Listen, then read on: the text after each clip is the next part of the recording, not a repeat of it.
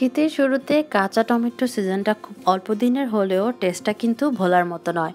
Hello everyone, আসসালামু আলাইকুম। আজকে আপনাদের সাথে শেয়ার করব কাঁচা টমেটোর একটা রেসিপি। খুবই সহজভাবে আর কম সময়ে কিভাবে এই মজাদার কাঁচা টমেটোর রেসিপিটা তৈরি করা যায় সেটাই আপনাদের সাথে শেয়ার করব। আর এটা ভালো লেগে থাকলে অবশ্যই ভিডিওটিতে একটা লাইক দিয়ে দিবেন। তো আমি প্রথমে 100 গ্রামের মতো কাঁচা টমেটো নিয়ে নিয়েছি। এগুলোকে বেশ ভালো করে পরিষ্কার পানি দিয়ে ধুয়ে নিব। ভালো করে ধোয়ার পরে তারপর এগুলো কাটতে হবে। তো এখন আমি এটা কিভাবে কাটছি সেটা একটু আপনাদেরকে দেখিয়ে দিচ্ছি। মাছ বরাবর কেটে লম্বা লম্বা করে যতটা সম্ভব চিকন চিকন করে আমি এগুলোকে কেটে নিব।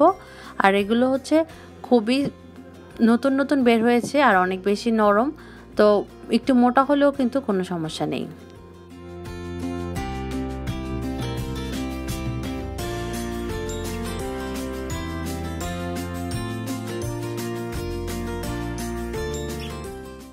তো সবচেয়ে মেইন উপাদান যেটা কাঁচা টমেটো কাটা শেষ, এখন চলে যাচ্ছি রান্নায়।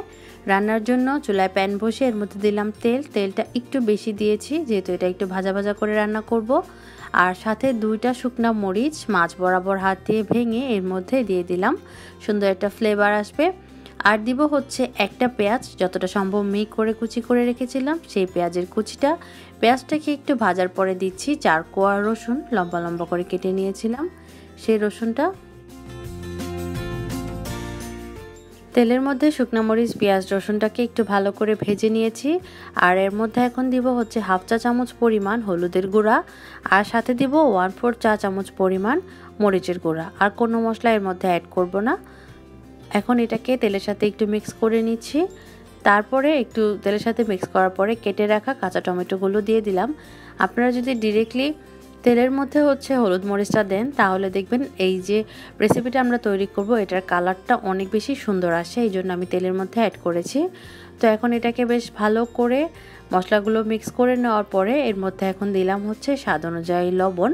এটা যেহেতু অনেকটাই কমে আসবে তো লবণটা একটু বুঝেই দিবেন, পরবর্তীতে লাগলে আরও একটু অ্যাড করে দেওয়া যাবে। তো এখন এটাকে আবার লবণ দিয়ে বেশ ভালো করে কিছুক্ষণ মিক্স করব। এখন কিন্তু চুলার আঁচটা হাইতেই আছে।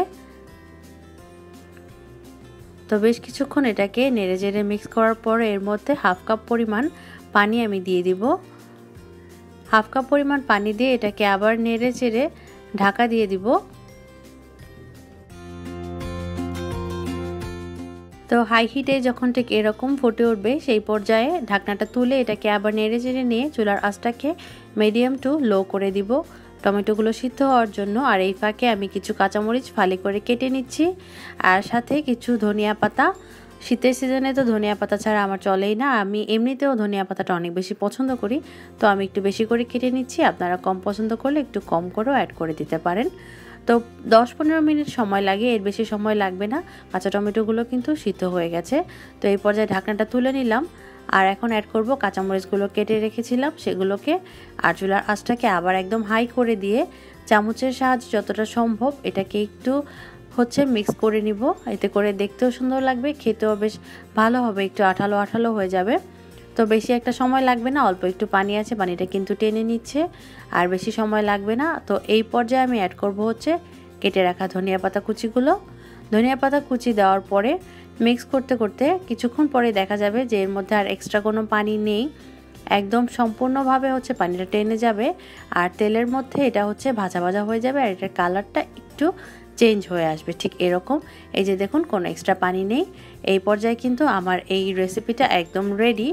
আর যেহেতু কাঁচা টমেটোর সিজনটা খুবই কম থাকে, এটা আপনাদের কাছে রিকোয়েস্ট থাকবে একবার হলেও ট্রাই করে দেখতে পারেন।